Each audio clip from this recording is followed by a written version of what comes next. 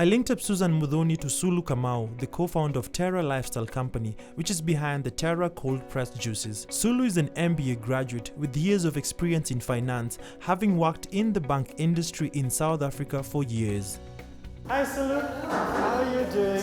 Pleasure meeting you finally. Good, good. So here's Susan I was telling you about. So before you guys, I'll be leading you guys to go have a conversation around the business. Hi Sulu. Hi, how are you, Susan? Fine, thank you. I'm here today to just learn a couple of lessons from you, from Terra Juices. I've been following you on Instagram a lot before I started my business and after, actually. So I just came to try and understand how you conduct your business and see if I can pick a few lessons and you can also learn from me. Yeah. So I wanted to know what really inspired you to start a juice business. There was an opportunity when my husband and I moved to Kenya. So he's Kenyan, we've been married 10 years, and over that 10-year period, most of it was spent in Johannesburg. But over the years, I'd been just having this frustration. Every time I come to Nairobi, the only juice I can get is either watered down, or it's like a juice concentrate, or it's a box juice, or it's got added sugar. And here we are trying to get away from, the added sugar. And I figured there was a gap in the market. And so we left Nairobi. I left my banking job, moved here with my husband, and we got a lot of support from family with regards to just hands and financing to just get this thing started. Now, in terms of marketing, I think you do a fantastic job in marketing. Thank you. In the digital space, I am not there yet. So I wanted to understand, how do you keep your page fresh? How do you keep your consumers engaged on the digital space? So we realized very quickly that online or social media would be our only sort of space. It would be the only place we could afford to advertise, and so because it's free. And so we set up a Facebook page and an Instagram page very early on, and a lot of my inspiration I collected over a period of 18 months, just figuring out sort of the look and feel of, firstly, the product itself, the brand I wanted to put out to the clients, which was a very aspirational brand, but also proudly African. The other secret is to keep a young team around me. So my production manager is very young. Shiko pretty much runs the thing, and she pays great attention to detail, but she also knows what people want because she's from Nairobi.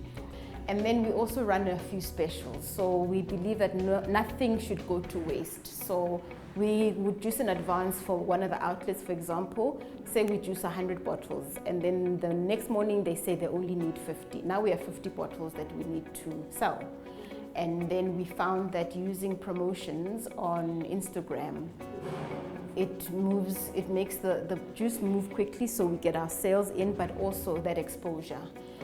People love to be seen with nice, cute, pretty things on their Instagram feeds. And so we found that customers would buy and they would post on our stories because it's a pretty thing to sort of look at, and it's cute to take photos of. Yeah. So we realized that the way the product looks is just as important as the sales that we would generate from our social media platforms. Okay. I was just looking at your charts. Very impressive performance because I think you've doubled your sales since you started. Yes.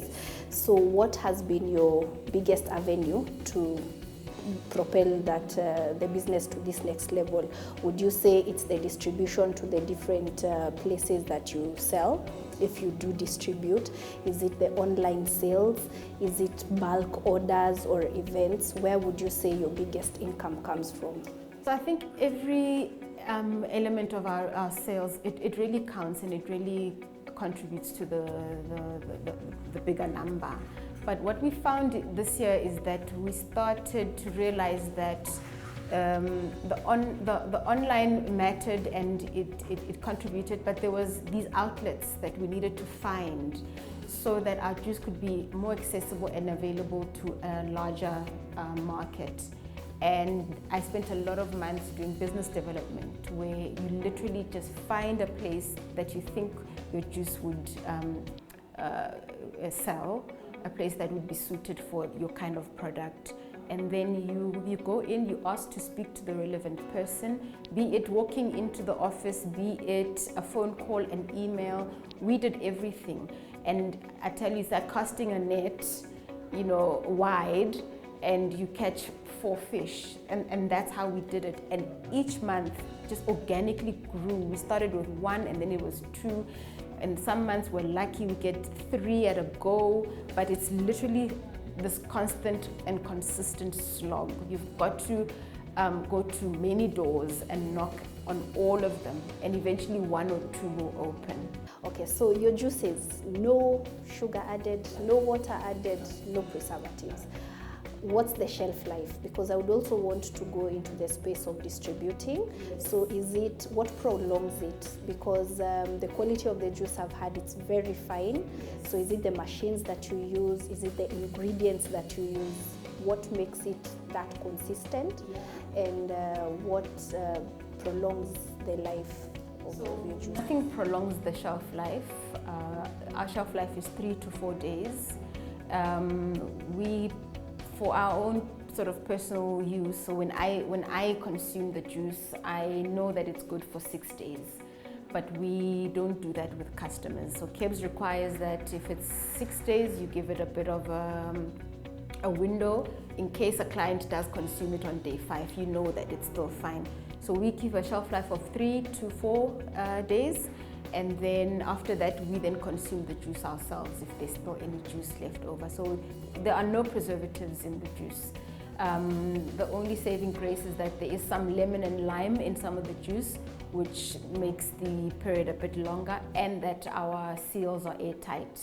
But the minute you open it, you've got to consume it on the same day. So there's even one of our instructions on the label. It says consume on day of opening. So once it's been exposed to oxygen, you need to then consume it. Okay, maybe one last question for you. In terms of pricing, who do you target?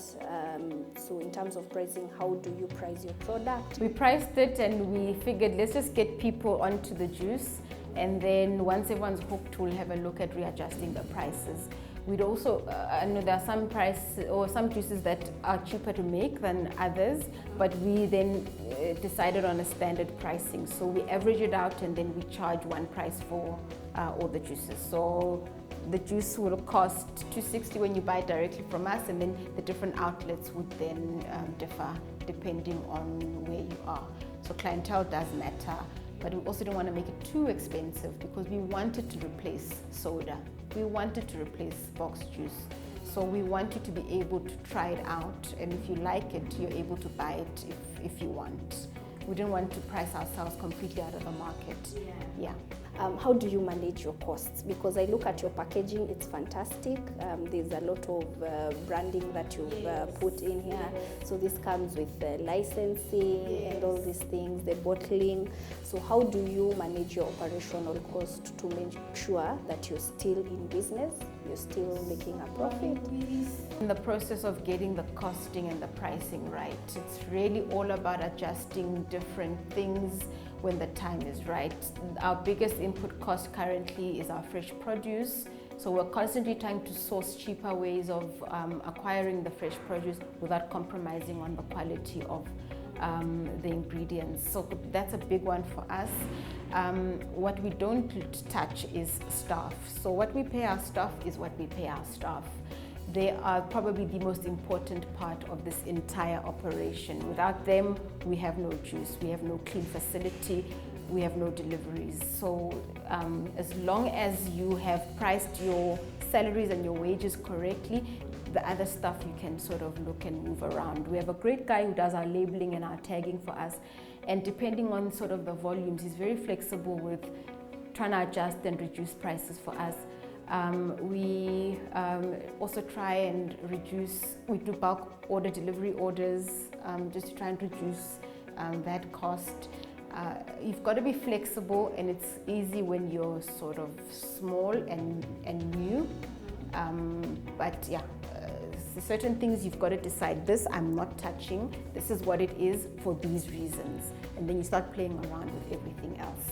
Thank you so much. It was nice having this chat. And I'm happy that you've bought Terra before and you've enjoyed it times before this, and you're most welcome to come back anytime you'd like. Thank you. After meeting up with Sulu, I have just 2 takeouts that I think are going to propel my business to the next level. The first one is looking out for new opportunities, for looking out at new outlets and production in bulk. And the second one is marketing. I think it's time I got into the digital space and market myself better. On the Hustle Hangout this week, we meet up with George Kuria Karaoke, who's behind the Kushop app, which seeks to ease in the shopping experience of Kenyans. The application, whose current usability is in Nairobi, was influenced by a personal experience. My name is George Kuria Karaoke, and I run an application called Kushop. It's a shopping app, and we sell normal grocery for normal things you can find in any supermarket. The idea came about 2 years ago when I was stranded. I couldn't move, I was in the house, I was sick. I wanted to do shopping and I couldn't do anything. So I wished I had a way I could order stuff from online and get them at my place at a convenient time. Once you start doing your shopping, it's convenient in number 1 in payment, because you can pay upon delivery. Number 2, we deliver your things wherever you are in Nairobi, and we deliver in 2 hours time. Our delivery system is very fast and it works very efficiently. So that is what we're selling. We're selling convenience to our clients. We do everything, electronics, we do groceries, we do normal shopping, anything that you want to buy, everything that you can find in any supermarket. Kushop is an application. You can find it on Google Play Store. It's easy to download. Once you type Kushop, you have it. Our biggest dream is to be the biggest shopping supermarket, online supermarket across the region. We want to cut across every country that we have in Africa and maybe go even beyond Africa. Thank you so much for having watched the show. Hope you've learned a thing or two on how exactly you can start and run a juice business. And if you're an entrepreneur out there and you're daring, at least, and you've been looking for ideas, at least this is the kind of business you can do. Hope also you've been inspired by the Hustle Hangout segment. And if you're an entrepreneur out there and you'd like to be a part of this, our social media handles are running below the screen. Remember also each and every Wednesday to grab a copy of The Standard to read the Hustle magazine, where the business coach column usually is. My name is Ian Dennis, and this has been The Business Coach, where we help entrepreneurs better their businesses. Here are events to look out for. On the 2nd and 3rd of August 2019, there will be a Kenyan Entrepreneurial Conference on Trade and Development at the Western Heights, Westlands from 9 a.m., hosted by the Kenyan entrepreneurs. On July 21st, there will be a She Date event titled Me, Men and Money, hosted by Dr. Kinyanjui Nganga at the KICC from 3 p.m. to 5 p.m. The event is absolutely free. On July 6th, there will be a Financial Freedom Talk to be held at the Kenrail Tower's 3rd floor from 1:30 p.m. to 4 p.m.